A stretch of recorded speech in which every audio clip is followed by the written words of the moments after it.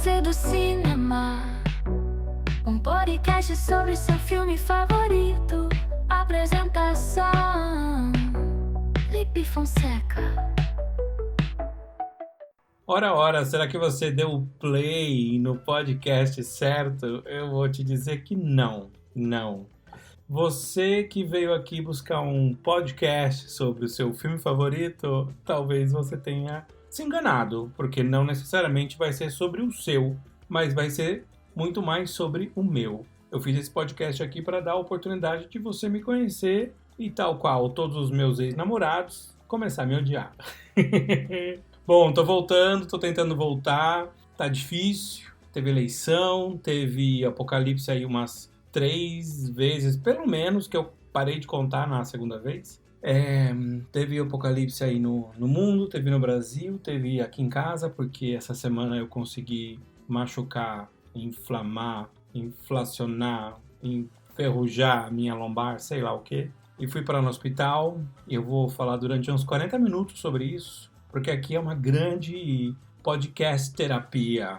Acabei de inventar esse nome, vou correr ali patentear antes de publicar esse episódio. Mas falando sério, foi uma semana complicada, tem sido, né? Algumas semanas aí corrida com o trabalho, com a vida e com a preguiça. Essas coisas se confundem um pouco.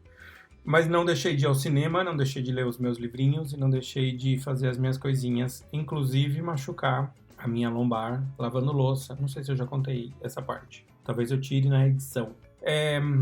E é isso, tô de volta.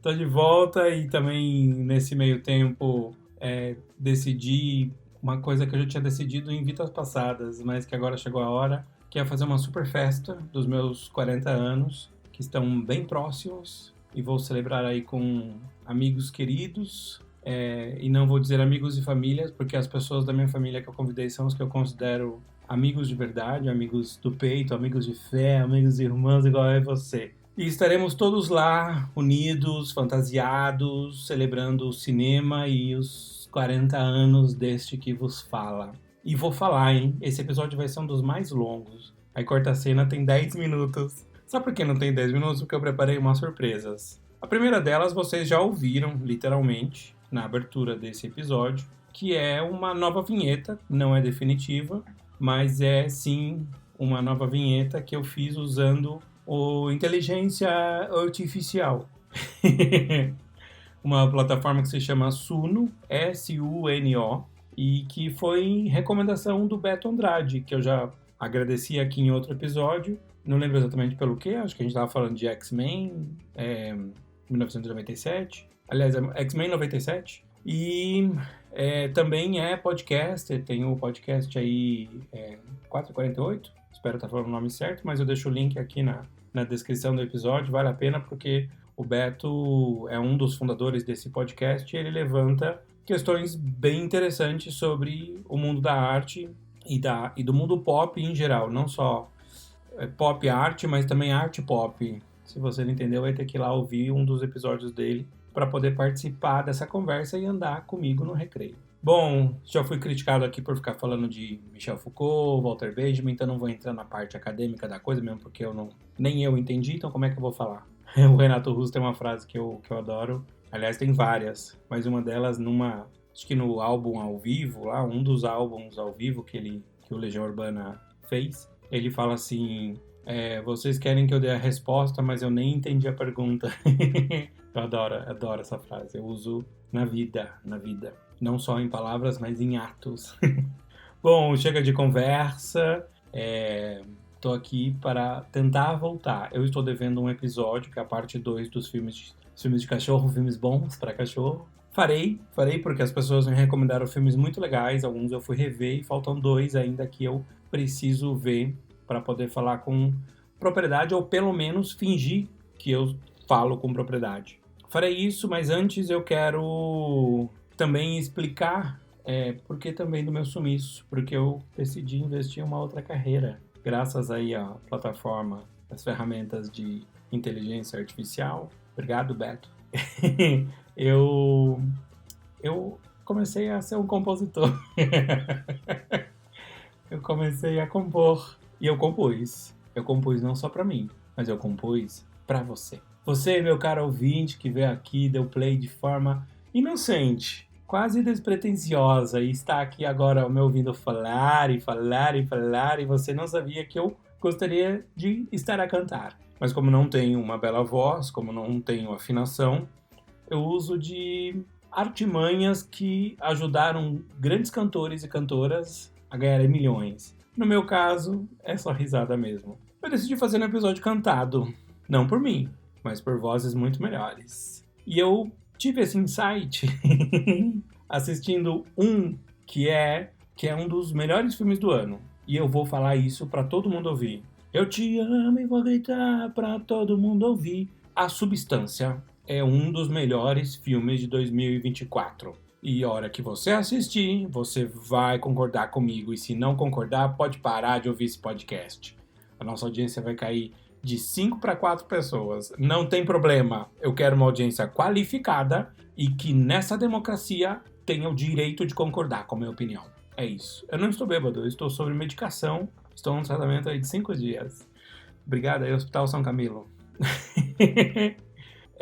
Vou falar e vou cantar sobre A Substância. Tá nos cinemas, acabou de estrear, deve estar na sua segunda semana em cartaz. Espero subir esse episódio aí no dia 18 de outubro. Então dá muito, muito pra você ir ao cinema e assistir. A história é a seguinte: tem uma mulher na casa aí dos seus 50 anos que ela faz um programa muito parecido com o que a Jane Fonda fez de verdade nos Estados Unidos, que eram aqueles programas de aeróbica e você ficava seguindo aquela coreografia, aquelas sequências de exercício em casa.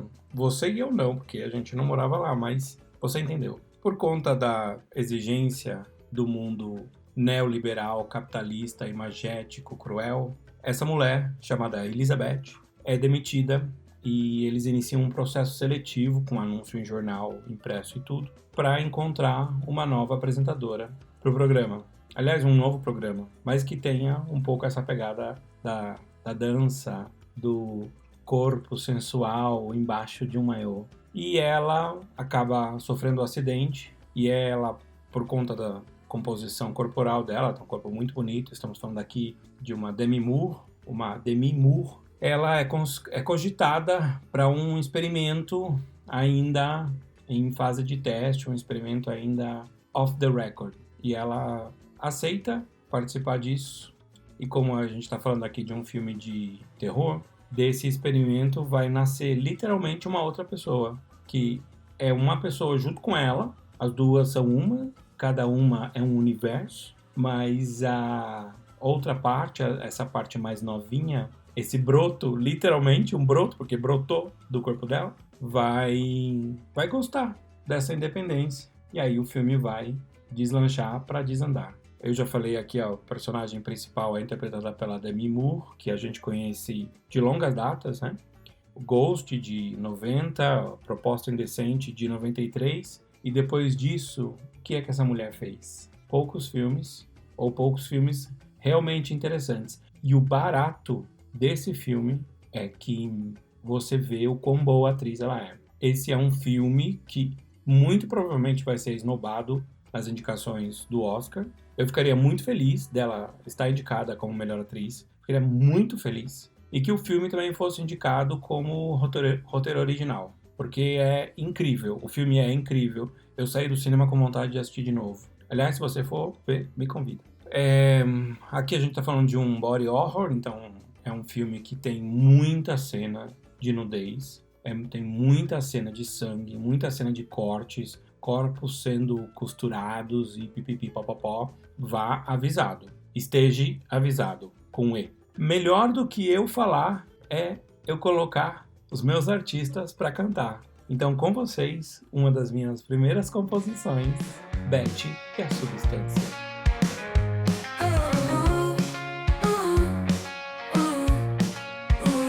Elizabeth é essa renomada apresentadora de televisão. Ela tem um público, dançarinas e um baita de um corpão. De repente ela faz 50 anos e passa a ser considerada velha. Nessa dura jornada chamada carreira da mulher bela. transtornada, a coitada pega o carro e sai no cruzamento contra o carro, direto ela vai no hospital já recuperada. A Elizabeth é liberada e para um tratamento alternativo ela é cogitada.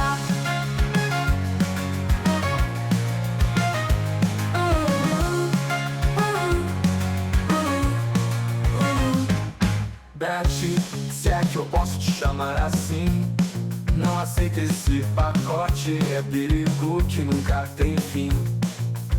Você nem sabe qual é a procedência, se é fake news ou mesmo ciência. Estou te prometendo uma vida mais bela, mas disso você já está repleta. Gata, sei que eu posso te chamar assim, não aceita esse pacote, é perigo que nunca tem fim. Você nem sabe qual é a procedência, se é fake news ou mesmo ciência. Estão te prometendo uma vida mais bela, mas disso você já está repleta. Gostou, né? Eu gostei também. Acho que dá pra lançar até num CD. Vamos ver, vamos esperar, vamos estar acompanhando. Acredita que eu tava na... Isso realmente aconteceu. Eu vi o filme tem uns 6 dias, mais ou menos. Eu saí da sessão, eu ainda estava dentro da sala de cinema e eu comecei a pensar que esse poderia ser um dos meus filmes favoritos. E eu não sei porquê. Talvez por essa frase, né, de filmes favoritos. Talvez por isso eu comecei a pensar no Natureza Selvagem. Pois é, não tem nada a ver, mas nada a ver com esse filme. Você talvez já tenha assistido, né, no inglês, Into the Wild. E é de onde saiu uma das frases mais bonitas, que é: a felicidade só faz sentido quando é compartilhada. Inclusive, essa é a frase que eu tatuei no meu braço tem umas 2 ou 3 semanas. Eu tatuei não, tatuaram pra mim. Quem tatuou foi o Tico Tatu. Se você precisar de um bom tatuador aqui em São Paulo, você sabe onde encontrar. O Tico Tatu. Sempre quis fazer essas propagandas. Ninguém tá me pagando, né? Mas tô aqui ensaiando porque um dia alguém deixa uma caixa cheia de dinheiro na minha porta. Mas vamos lá. A Natureza Selvagem é uma adaptação de um livro de, 96. O filme é de 2007, então demorou aí uns 10, 11 anos para esse filme ser lançado, essa adaptação. E aqui a gente acompanha a história de Chris McCandless, melhor dizendo. Esse rapaz que se forma aí em Direito e depois faz tudo errado. Não, desculpa, perdão, não aguentei. Ele se forma aí na faculdade, manda o diploma para os pais, porque isso ele faz a faculdade meio que para corresponder um pouco a uma expectativa da família, e ele literalmente cai na estrada. Ele tem um sonho, que é viver no Alasca, que é viver na natureza selvagem, ou seja, tudo que ele quiser comer, tudo que ele quiser beber, ele vai ter que ir lá caçar, ele vai ter que ir lá e buscar. E ele entende que ele deveria fazer isso no Alasca, porque lá as condições são mais inóspitas. Então ele vai ter menos recursos à disposição. Ele vai, e o filme é sobre essa jornada dele chegar até o Alasca. Mas é tão bonito que eu não gosto de ficar revelando aqui os meus filmes favoritos, mesmo porque é uma lista que está toda hora mudando, mas Na Natureza Selvagem é o meu filme favorito. Tadã! Essa lista muda muito, mas esse filme às vezes cai para a segunda posição, aí volta. Nesse momento ele está de novo como o meu filme favorito, porque no Clube do Livro, do qual eu faço parte, né, do canal do YouTube Estante que Fala, criado aí pelo Nicholas Lipp, eu tive a sorte de que todos nós escolhemos, ou a maioria escolheu, como livro do mês, tem uns 3 meses isso, o Na Natureza Selvagem, e foi muito bom, porque o livro não é tão bom quanto o filme. E é ruim falar isso, né, porque geralmente o livro é melhor, mas eu acho que o filme ele consegue manter a tua atenção e o livro nem tanto, porque ele é um livro-reportagem. Essa história é real. Isso que é o mais chocante. Essa história, ela aconteceu. E o autor do livro, o John Krakauer, é um cara que faz, não digo esportes de aventura, mas ele vive essas experiências, esportes de aventura. Ele vive essas experiências meio limite, assim, de também acampar no meio do nada, lugares com poucas condições, enfim. Então ele refaz o trajeto do Chris para escrever o livro e ele vai reencontrando os personagens que a gente viu ali no filme. Que a gente iria ver depois no filme, né? Porque o livro é bem antes do filme. E é muito algumas histórias são muito tocantes, assim. Esse livro, quando eu li, eu acho que eu já tinha resolvido muitas coisas que eu não tinha nem ainda começado a me perguntar, então não tinha nem como ter a resposta, que é de uma época que eu vi o filme. Eu lembro, eu morava nesse mesmo apartamento da Barra Funda, depois eu fui morar na Argentina, fui morar no navio, sei lá o quê. Voltei pro mesmo apartamento, mas eu me vejo aqui sentado nessa mesma sala, assistindo Na Natureza Selvagem. Tinha uma televisão zona de tubo. Não sei se era de tubo, mas era uma televisão zona, assim, ocupava metade da sala. Era um trambolho, mas era o meu amor. Ela ficava em cima de uma caixa e eu tinha acabado de chegar em São Paulo. O filme foi lançado em 2007, eu cheguei em São Paulo em 2008. Devia ter sido ali 2009, alguma coisa assim. E era uma época que já tinha me aceitado, a minha sexualidade, minha orientação. Tava vivendo várias histórias, tava descobrindo tudo, mas eu sentia que eu precisava, não sei, me acolher, me aceitar e parar de tentar responder ao que as pessoas queriam de mim, enfim. E quando eu digo pessoas, eu digo trabalho, família, enfim, até amigos. A gente acaba cobrando amigos sem querer, né? E às vezes de formas muito cruéis. Eu me sinto cobrado e eu também sei que eu cobro.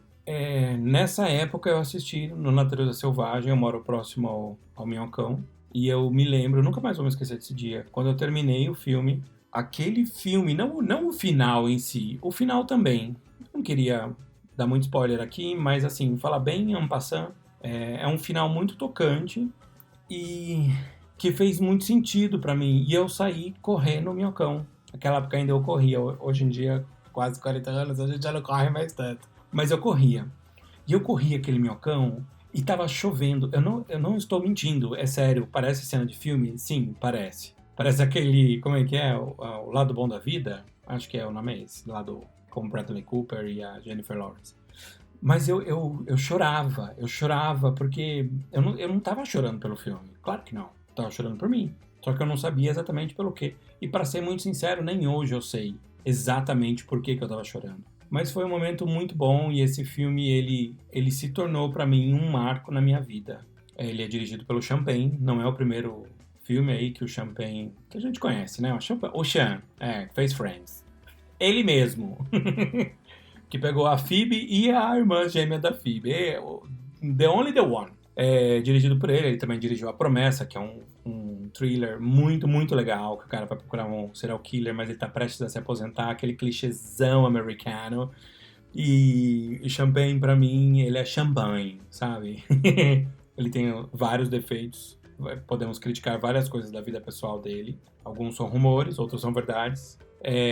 Mas ele é brilhante como ator. Sobre Meninos e Lobos é outro dos meus filmes favoritos. Qualquer dia eu vou abrir a lista dos 10. Talvez eu faça isso no Natal. Pronto, vai ser o meu episódio especial de Natal. Um presente pra você, querida audiência de 4, 5 pessoas. E ele é brilhante, ele tem momentos brilhantes como ator. E aqui como diretor, pra mim, é um dos grandes filmes dele. Eu até fui ver esse Milk que ele tinha dirigido, mas no Milk ele só atuou e atuou muito bem. Mas é dirigido por outro dos meus diretores favoritos, que é o Gus Van Sant. Bom, tô me perdendo aqui, mas eu queria falar uma coisa sobre Na Natureza Selvagem. Duas coisas, na verdade. Uma é que, pra mim, ele é um Don Quixote pós-moderno. Que se você leu o Don Quixote, eu li quando eu tava estudando espanhol. Mas você deve ter assistido o episódio do Chapolin, que é dos Moinhos de Vento. É inspirado em Don Quixote. Pra mim, o Chris, ele é um Don Quixote de los tiempos modernos. Meu espanhol ainda tá afiado. Por conta dessa fuga, por conta da inspiração em livros, o Chris, ele lê muito a geração beatnik, né? Que é o cara lá que escreveu On the Road, sabe? Você sabe, né, de que eu tô falando. Não vou precisar lembrar do nome, parar o episódio pra procurar. Deus me livre ter que fazer isso. Vamos fingir que eu não parei o episódio pra jogar no Google, que On the Road foi escrito pelo... gente, esqueci. Fechei a janela. Jack Kerouac. Jack Kerouac. Claro, como que eu ia esquecer? E o Chris lê muito dessa geração e lê grandes outros escritores e ele se deixa influenciar por isso. Eu não estou dizendo que os livros fizeram ele largar tudo, não, mas tem uma coisa aí. Tem uma coisa de influência, tem uma coisa de Don Quixote, tem Ele só não tem um Sancho Panza, se bem que aquele senhor que ele conhece é talvez o Sancho Panza dele, mas ele tem... Talvez o Sancho Panza dele seja o ônibus, onde ele acaba morando ali na última parte da história, tanto do livro quanto do filme, isso é bem fiel. E eu acho que esse filme, ele merece, sabe o quê? Uma música. Com vocês, Chris Into the Wild. Um dia era uma vez, naquele tempo bem lá atrás, um carinha chamado Chris, não sei o que lá, decidiu abandonar tudo, carreira, dinheiro e canudo. Pegou mochila, o carro e caiu no mundo. Ele tinha um sonho de viver no Alasca e de carona vivendo da caça, sem casa nem comida garantida, descobrindo que é viver a vida. No caminho muita descoberta, um amor aqui e ali, um amigo careca. Mais carona, pouca grana, muito sol deitado na lama. Chris, meu amigo, eu te admiro pela beleza da sua coragem, essa vontade no destino de viver na natureza selvagem.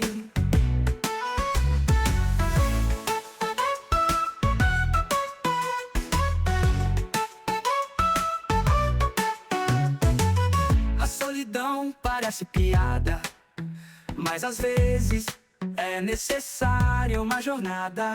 A gente quando pega a estrada dá uma volta danada pra descobrir que a felicidade só é real quando for partilhada. Bonito, né? Eu sei que você também tá chorando, eu sei que você também se emocionou, te tocou em lugares que você nem sabia que tinha.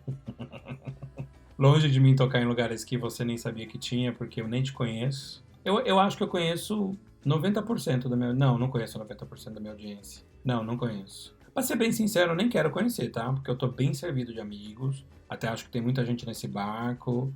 Jack, não cabe 2 pessoas nessa porta. Fica aí no mar que eu vou me proteger aqui bonitinho sendo a Rose. Titanic já afundou. E é isso. Foi bom enquanto durou. Tô num processo seletivo aí, não pra achar outros amigos, mas pra dar uma eliminada. Porra, isso seria um reality show muito bom. Desculpa até falar palavrão, mas já falei. Não vou cortar, não. Reality show você vai com 10 amigos numa ilha.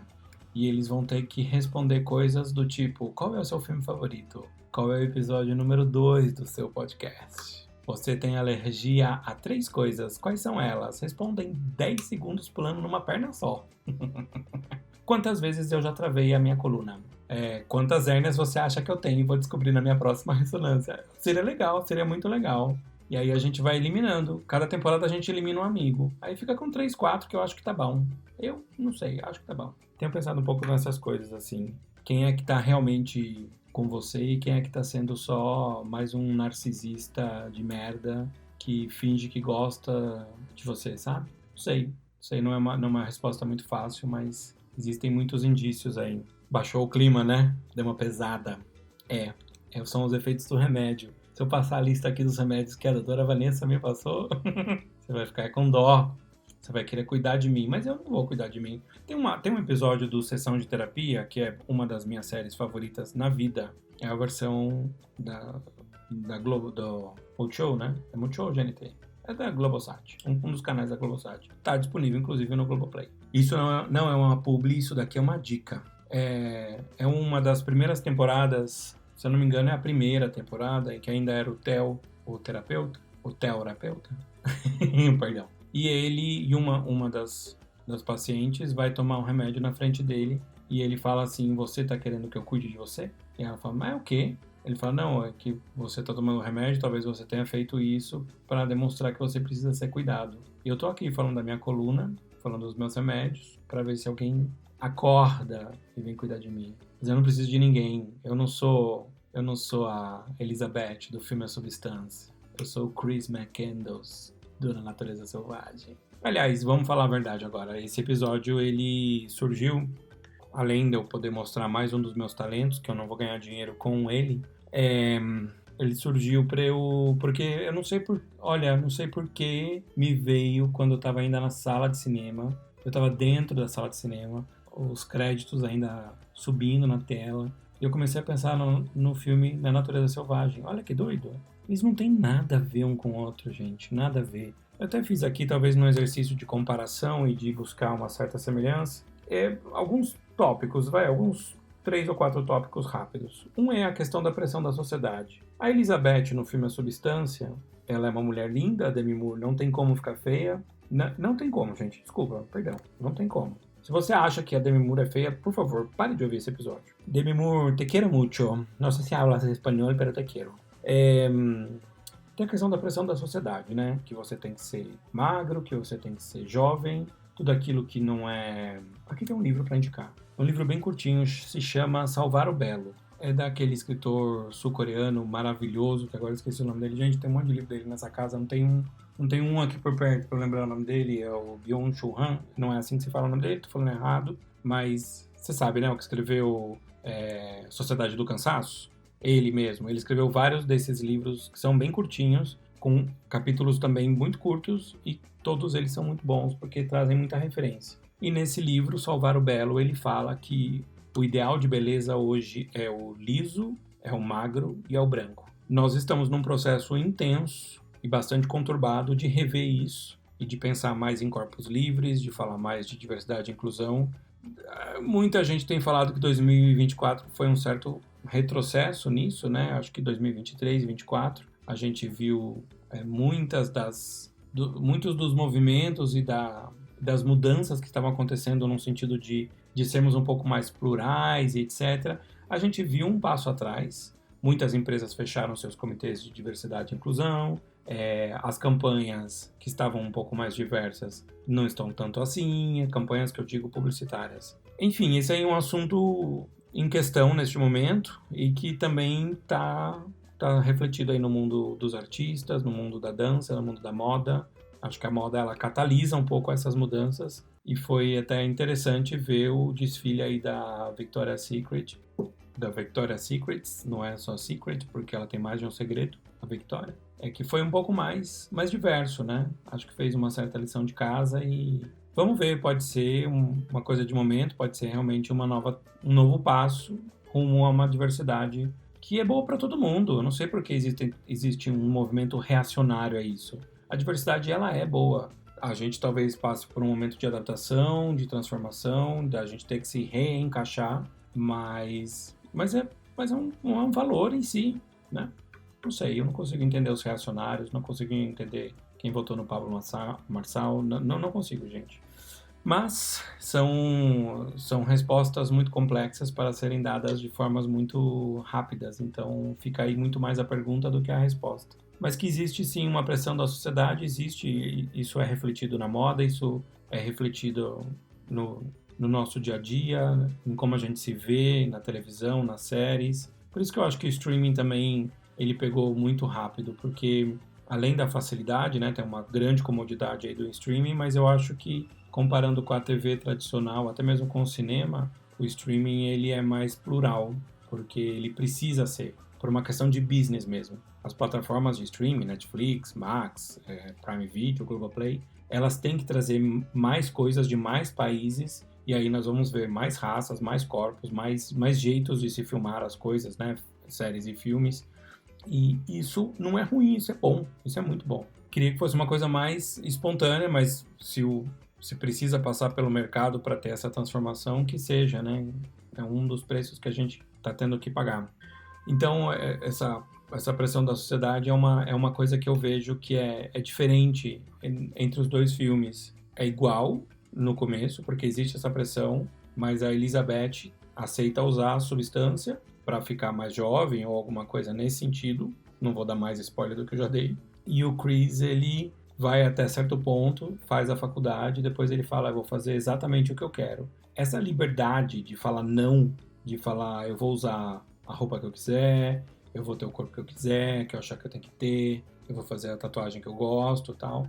Essa liberdade, ela é um pouco solitária, porque quando você se percebe uma pessoa não convencional, seja pela tua orientação sexual, ou porque você não está num padrão de beleza, ou sei lá o quê, e você banca isso, você fala, isso daqui é quem eu sou, isso daqui eu tenho orgulho de ser quem eu sou, isso é um pouco solitário. É por isso que é muito triste ver, nossa, quer acabar com o meu dia quando eu fico sabendo de alguém que tirou a própria vida porque não aguentou a pressão, foi expulso de casa porque saiu do armário. Olha, se eu puder dar um conselho aqui, agora, e nisso aqui eu tenho lugar de fala, antes de se assumir, pense muito bem. Se assumir é uma coisa muito boa, muito positiva para a vida, para a sua vida, mas se planeje, não faça isso no impulso, não faça isso com raiva. Sair do armário, a gente precisa sair com amor, porque tem muita gente que nos ama, tem muita gente que nos aceita. Não sei se você é uma pessoa LGBT, se você é uma pessoa não binária, não sei. Mas se você for e você está pensando em se assumir, o primeiro passo é tentar se aceitar e se descobrir. Você se descobrindo e se aceitando, você sair do armário é um terceiro passo que eu acho muito corajoso. Não é porque eu fiz isso não que eu vou ficar aqui fazendo elogio a mim, não. Eu acho que todo mundo que saiu do armário é uma pessoa corajosa, assim, nesse país conservador de merda. Mas eu não acho o Brasil um país de merda, tá? Eu acho que a parte conservadora é, sim, uma parte horrorosa que a gente tem no Brasil. Eu amo ser brasileiro. Mas eu acho que sair do armário exige que você tenha sua identidade, sua liberdade financeira. De verdade, eu acredito nisso, porque isso faz toda a diferença de você não dever literalmente nada a ninguém. Eu fiz isso e foi o melhor caminho, porque eu pude conquistar, falando da minha família, eu pude conquistar a admiração deles por outros caminhos. E quando eu achei que era a hora, nunca ninguém me falou assim, saia do armário. Pelo contrário, as pessoas me falavam assim, me prometa que você nunca vai sair do armário. E aí eu com medo, né, dessa pressão, porque as pessoas me falavam isso, elas também estavam com medo, eu também começava a acreditar que eu não deveria sair do armário. E chegou um momento que eu falei, hoje eu vou sair. Eu tentei 3 vezes na adolescência, depois eu parei de tentar, fui seguir minha vida. Que bom que eu não assumi ali, porque ali ia ser muito traumático. E o dia que eu saí foi um dia traumático, que é um dia que eu vou lembrar pro resto da minha vida, porque foi a conversa mais dolorosa e mais amorosa que eu já tive com os meus pais. Os meus pais são pessoas incríveis, eu já falei isso pra eles, mas que fique registrado aqui. Se eu tivesse que escolher de novo quem vai ser o meu pai e minha mãe, eu ia escolher o seu Carlos e a dona Clarice, de novo. Nós não pensamos igual, nós não pensamos na mesma velocidade, porque eles são pessoas muito mais sábias. Eu leio mais, mas eles são mais sábios, porque a sabedoria deles vem da vida. Mas nós pensamos muitas vezes juntos, e a gente tem uma coisa que não se coloca em palavras. Por isso que eu não tenho muito o que dizer, a não ser que eu amo eles. Por que a conversa foi um pouco para esse lado? Eu não sei. Eu sei por quê. Porque eu tô falando do Na Natureza Selvagem, que é um filme e agora também o livro que me importa muito. E se você assistiu, eu tenho certeza que ele mexeu com você em algum aspecto. Me emociona, eu tô emocionado, tá? Sou chorão. Mas é porque falar da vida da gente, assim, não é toda hora que a gente fala. Eu tô fazendo um podcast terapia aqui e vocês não estão aqui como pacientes, vocês estão aqui como terapeutas. Aliás, obrigado por ouvir esse podcast. Quando alguém fala assim, eu não acredito que você morou em navio. Eu falo, gente, como é que você sabe isso? Aí você falou no episódio 17, né? Eu falo, gente, que engraçado, né? Que engraçado. O objetivo primeiro não era esse, era aprender um pouco sobre os filmes favoritos das pessoas. Mas é óbvio que quando a gente se interessa pelo outro, a gente está buscando respostas que estão dentro de nós. As respostas eu não sei, as perguntas estão. Então, toda essa volta para falar de pressão da sociedade. Outro ponto que eu acho que... Só um parênteses, tá? Eu avisei que esse é um episódio longo. Não vem reclamar depois não, tá? Porque eu não tô podendo, eu tô em tratamento. Outra coisa que eu acho que é um paralelo aí entre os dois filmes é a questão da maturidade e da juventude. O que é ser jovem? O que é ser uma pessoa madura? Isso é um insight que eu tive agora preparando o roteiro para esse podcast. O Chris, ele meio que renega a própria juventude, né? Porque ele poderia, de acordo com certos padrões da sociedade, ele poderia ali trabalhar como estagiário, depois conhecer uma menina ou um menino. Quando eu digo menino e menina, eu tô falando de maiores de 18, tá? Uma moça ou um rapaz. E se apaixonar e casar e talvez ter filho ou qualquer coisa mais ou menos nessa linha. E ele renega tudo isso e vai viver literalmente dentro de uma natureza selvagem. E a Elizabeth, do filme A Substância, interpretada aí pela Demi Moore, ela ela renega a própria idade. Também, olha que interessante, ela não quer ter a idade que tem porque ela vê que na nossa sociedade, pelo menos na parte ocidental do mundo, a pessoa, a partir de certo ponto da vida, ela é descartada por conta da idade, da aparência, e enquanto em outras civilizações, e aí a gente sempre vai lembrar dos asiáticos, as pessoas mais velhas elas vão ser ouvidas, elas vão ser buscadas por conta da sabedoria e da experiência que elas têm de vida. É interessante pensar nisso, né? Porque eu não estou acusando as pessoas aqui do Brasil e não sei o que, estou falando de mim, também de mim. Quantas vezes eu não deixei de visitar minha avó tá viva ainda, graças a Deus, para ouvir as histórias dela, e eu amo quando eu tô lá na minha cidade natal, ouvindo as histórias de Dona Irene. Dona Irene, um beijo, eu sei que você não tá ouvindo, mas eu te amo tanto, tanto, tanto.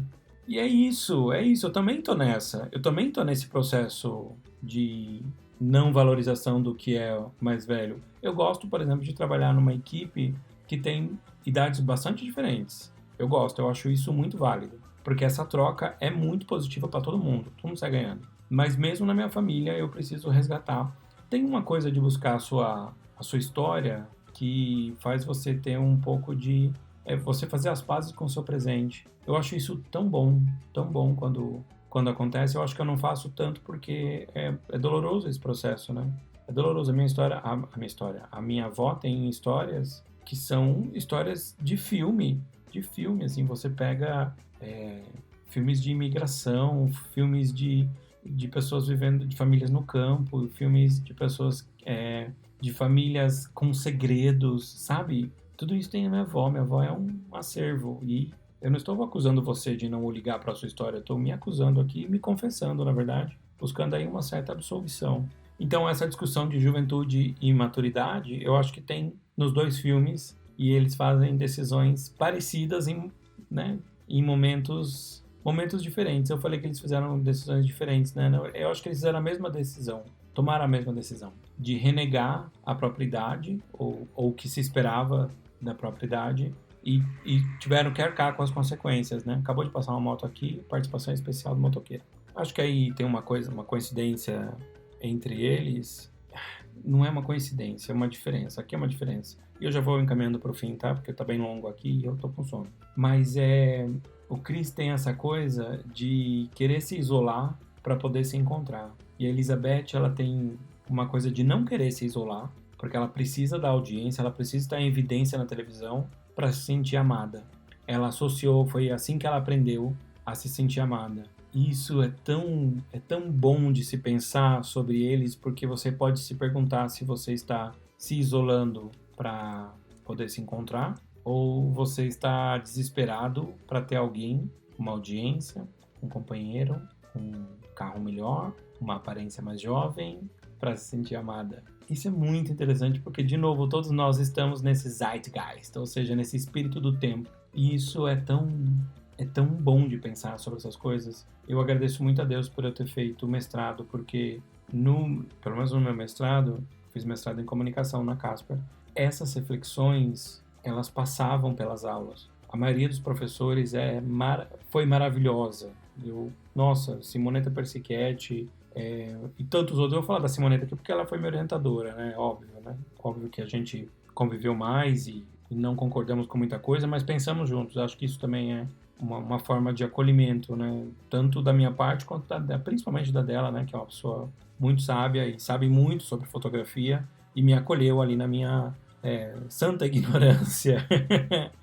E o mestrado, não só as aulas da Simonetta, mas principalmente a delas, o mestrado traz essas reflexões. Se você tem vontade de fazer o mestrado, não faça só para poder dar aula, ou porque no teu emprego eles vão te dar um cargo maior, se você fizer mestrado, doutorado e tal. Tudo isso também pode vir como consequência, mas faça pelo conhecimento. Eu fiz a faculdade que eu queria fazer, não digo como instituição, mas o curso, né? Eu queria fazer jornalismo, fiz jornalismo. Pronto, sou um jornalista. Chega. E eu queria ter escolhido e aproveitado melhor. Eu aproveitei bem as aulas que eu tive professores maravilhosos, mas eu queria ter aproveitado mais e ter decidido fazer jornalismo pelo conhecimento, porque eu seria uma outra pessoa hoje se eu não tivesse feito jornalismo.